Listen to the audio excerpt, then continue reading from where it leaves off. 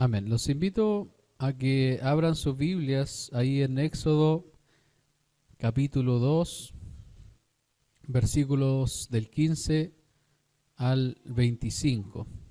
Éxodo capítulo 2, versículos del 15 al 25.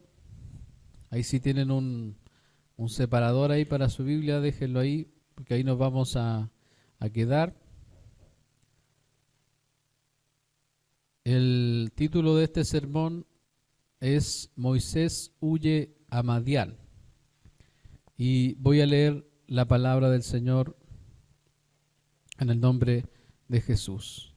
Dice: oyendo Faraón acerca de este hecho, procuró matar a Moisés, pero Moisés huyó de delante de Faraón y habitó en la tierra de Madián.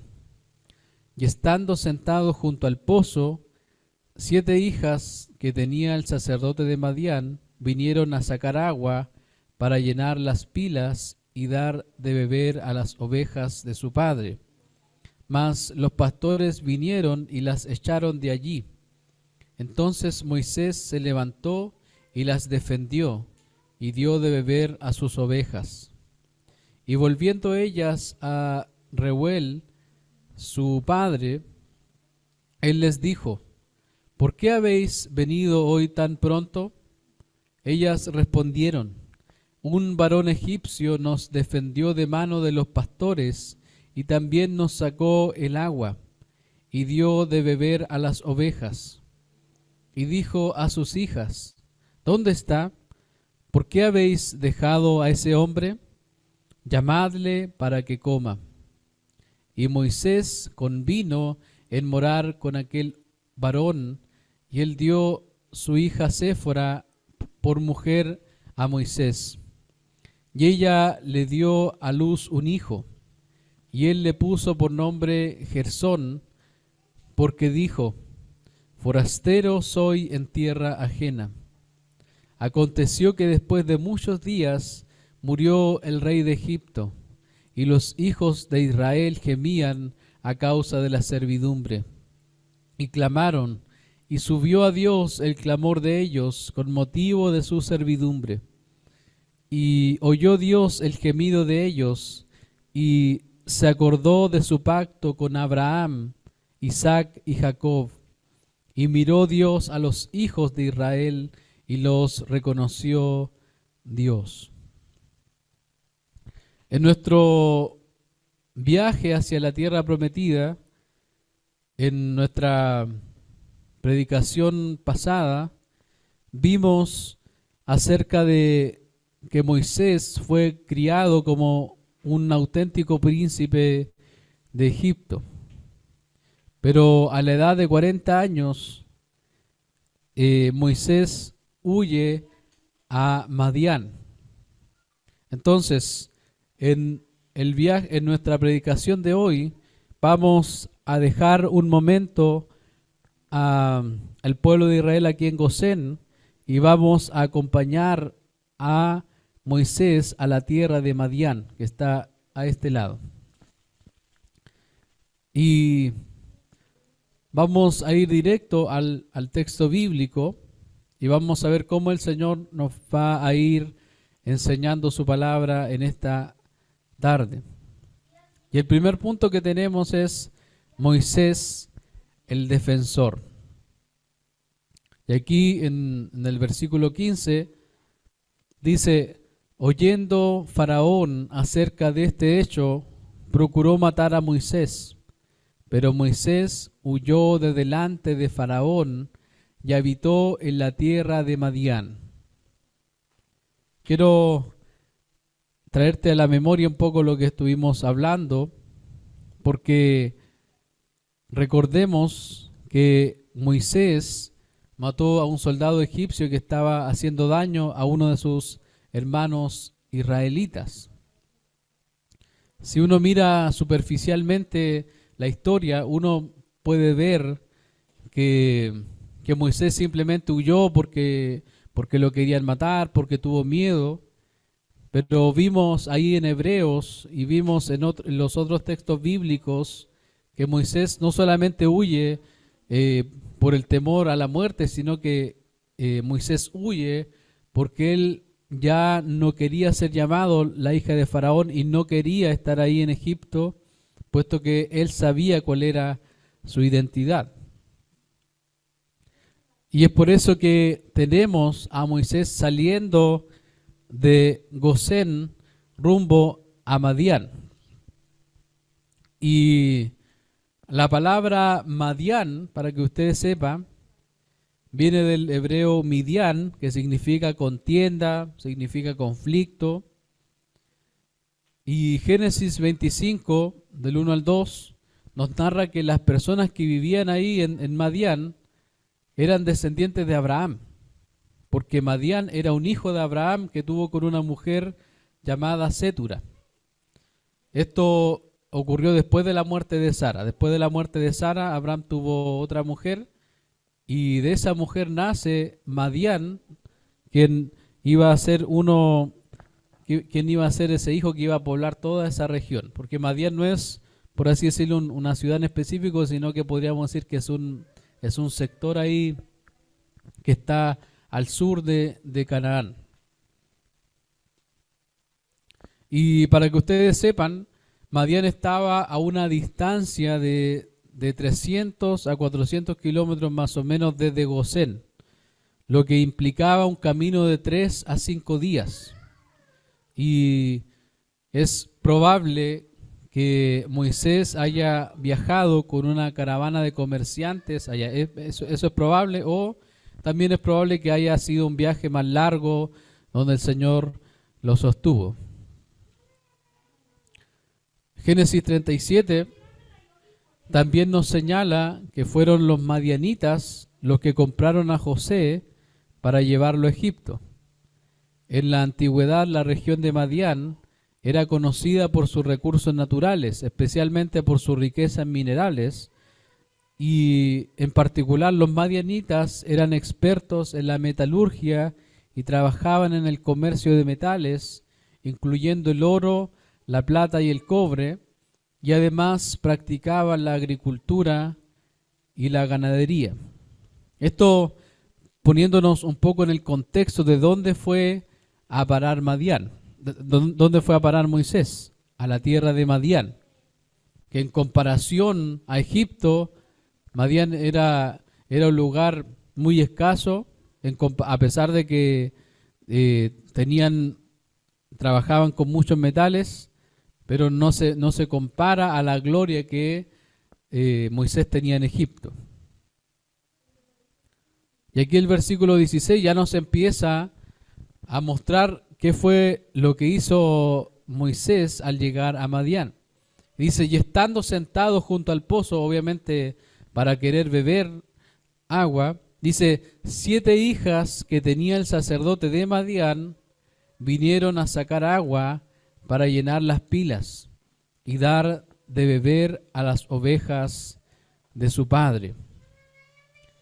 Aquí el sacerdote de Madián va a ser muy importante para la historia porque lo vamos a ver que va a aparecer más adelante. Y se le llama sacerdote porque adoraba al Dios vivo, y aunque era probable que su adoración y sacrificios estuviera contaminada con prácticas incorrectas, no cabe duda de que Dios guió a Moisés a encontrarse con este hombre de acuerdo a su propósito divino. Leemos el versículo 17. Mas los pastores vinieron y las echaron de allí. Entonces Moisés se levantó, ¿y qué hizo él? Las defendió y dio de beber a sus ovejas. Aquí lo que vemos es que Moisés tenía una misión clara: defender a los que sufren y padecen injusticia. ¿Qué fue lo que hizo Moisés cuando estaba en Israel, cuando estaba en Egipto, perdón? ¿Qué hizo? Defendió, ¿cierto?, a su pueblo, defendió a uno de sus hermanos. Y aquí en Hechos capítulo 7, versículos del 23 al 25, Escuchen lo que dice la palabra. Cuando hubo cumplido la edad de 40 años, le vino al corazón el visitar a sus hermanos, los hijos de Israel. Y al ver a uno que era maltratado, lo defendió, e hiriendo al egipcio, vengó al oprimido.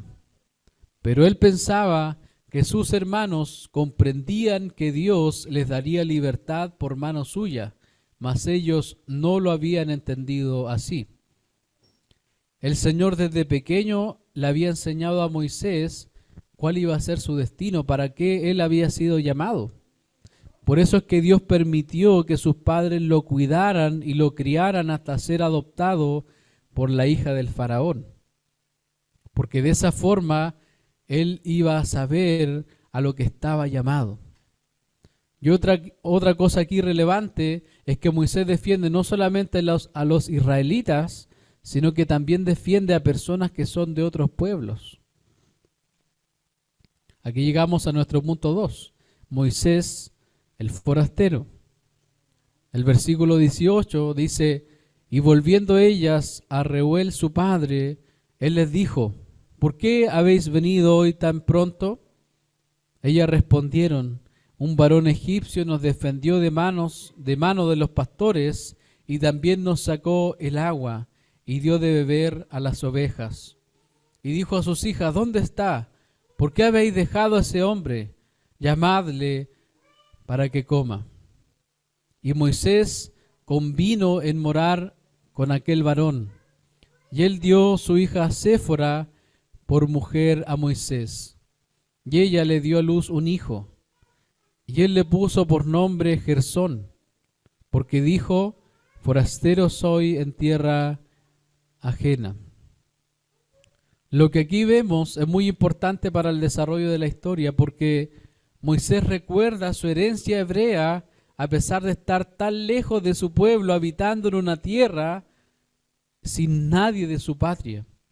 Y por eso él llama a su primer hijo Gersón, porque dijo: forastero, extranjero soy en la tierra ajena.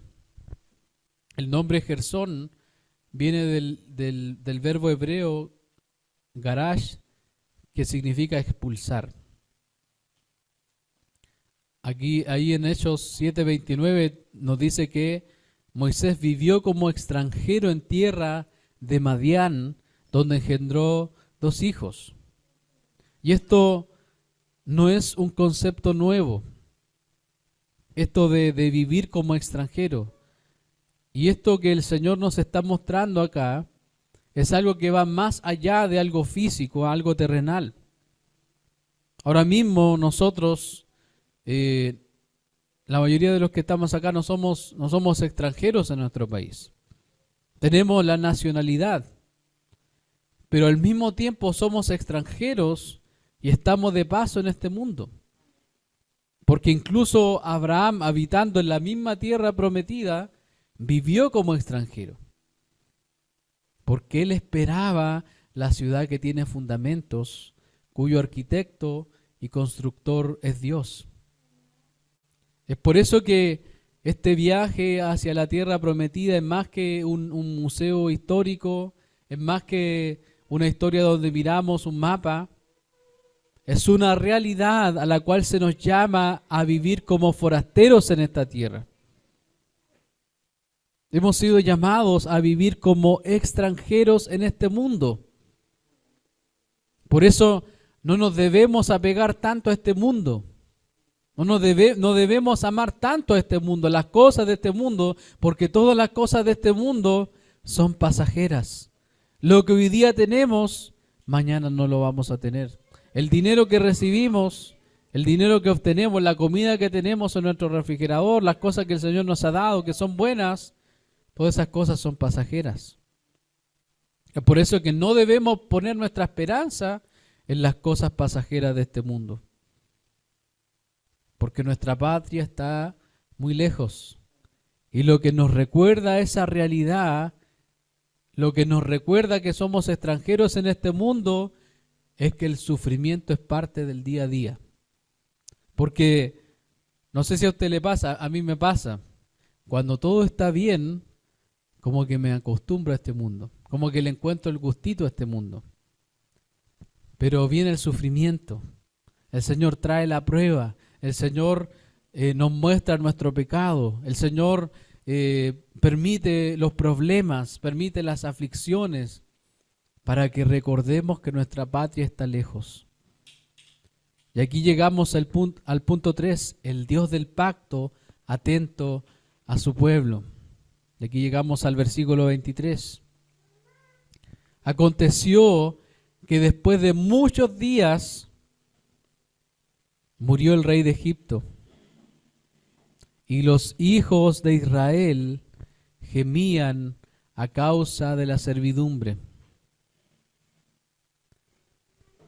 Y para que ustedes sepan, no sé si ustedes recuerdan con cuántos años tenía Moisés cuando salió de Egipto. No sé si ustedes se acuerdan. 40 años. Con 40 años Moisés sale de Egipto. Moisés sale de Egipto rumbo a Madián. Y aquí en el versículo 23 dice: aconteció que después de muchos días, y ese tiempo, esos muchos días son 40 años más. Eso quiere decir que Moisés estuvo desde bebé hasta los 40 años en Egipto, y luego estuvo en Madián otros 40 años. O sea que cuando esto está ocurriendo, Moisés ya tiene 80 años. Y fíjense lo que el texto nos dice. Y los hijos de Israel gemían a causa de la servidumbre y clamaron. Yo me pregunto, el texto bíblico recién nos dice que los israelitas clamaron después de 80 años. ¿Habrán clamado antes? O sea, si la Biblia no lo dice, significa que no clamaron. Es decir, clamaron después de 80 años. Y yo me pregunto, ¿por qué clamaron después de 80 años? ¿Qué hacemos nosotros cuando viene el sufrimiento? ¿Clamamos o no clamamos? Miren lo que comenta Juan Calvino. De este ejemplo aprendemos que, aunque la presión de nuestras tribulaciones nos agobia con tristeza y dolor, sin embargo nuestras oraciones no están directamente dirigidas a Dios, y que se requiere mucho para estimular nuestros corazones perezosos. ¿Se dan cuenta de esto? Que nosotros podemos estar ahí en el fuego de la prueba, podemos estar sufriendo una situación, meses, semanas, meses, años, pero muchas veces nuestro clamor a Dios es un clamor perezoso, o simplemente no hay clamor. Porque imagínense, los israelitas gemían y después de 80 años clamaron a Dios. Yo creo que se parece a nosotros, se parece a nuestras vidas, porque muchas veces al último al que recurrimos es a Dios. Y aquí Juan Calvino sigue comentando, Moisés también infiere que no era de extrañar que la ayuda de Dios no hubiera sido brindada antes, ya que los hijos de Israel estaban atontados en su miseria. ¿Cuántas veces hemos estado ahí atontados nosotros, teniendo ahí a nuestro Dios? Pero nosotros no, que nosotros que podemos salir de esta sin usar los medios que el Señor nos ha dado, sin usar los medios de gracia, sin usar la palabra, sin usar la oración, sin acudir a los medios de gracia, a los sacramentos. Y aquí Calvino, cierro el comentario de Calvino, dejemos pues que este ejemplo nos enseñe a huir de inmediato para que se apresure a conceder su gracia. Hermanos, no esperen más tiempo. Clama a Dios.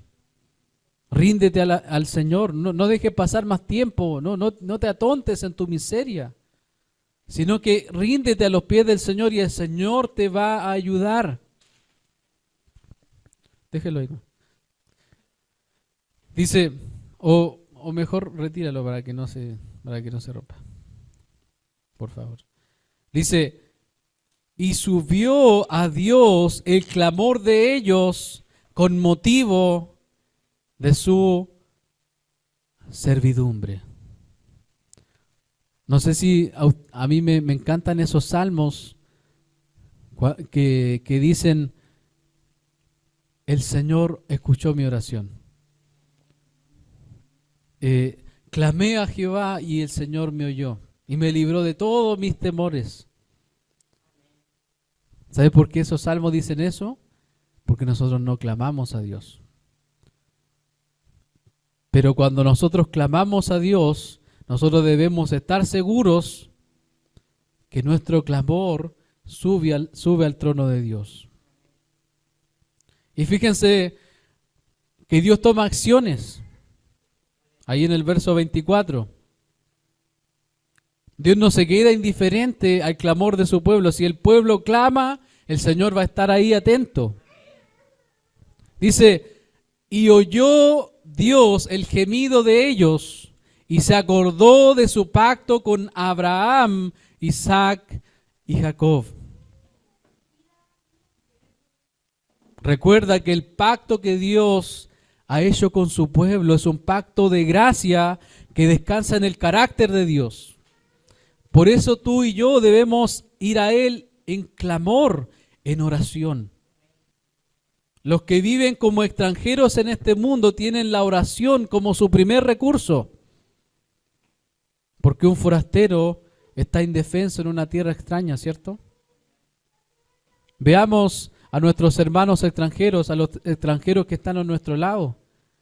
La mayoría de ellos, algunos están solos. No tienen a su papá, no tienen a su mamá, no tienen a sus hermanos. Algunos llegan absolutamente solos. No tienen una red de apoyo.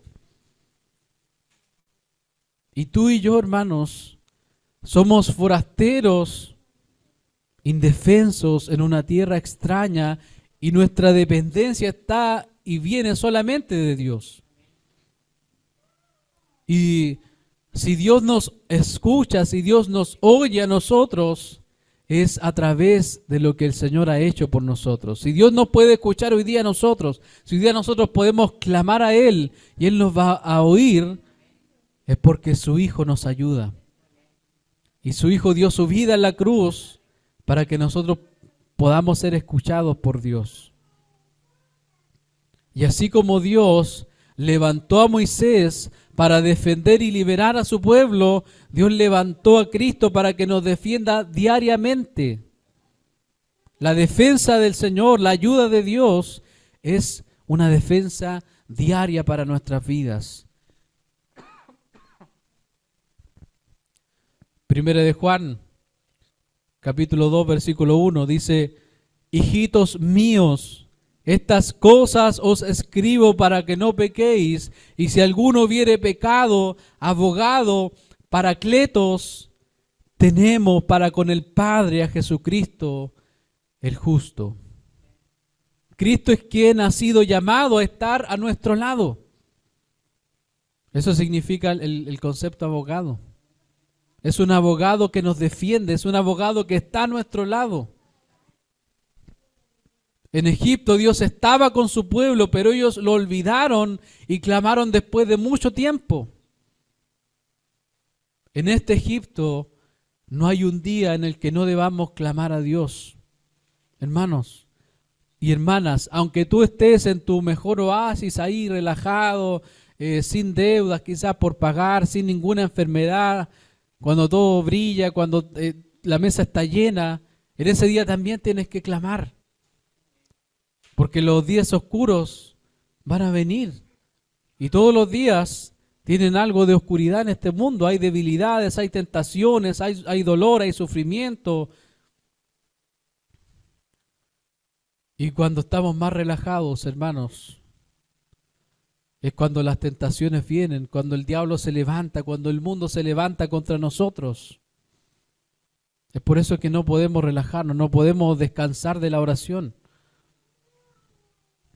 Así como Dios envió a Moisés al lado de esas mujeres para protegerla de esos pastores, el Señor nos ha dado a Cristo y al Espíritu Santo que nos defiende en tiempos malos. Miren el versículo 25, lo que dice, y este es el último versículo del día de hoy, pero uno podría pasarlo de largo y decir, bueno, Dios mira y todo, pero hay algo acá que el Señor nos quiere mostrar. Y miró Dios a los hijos de Israel y los reconoció Dios.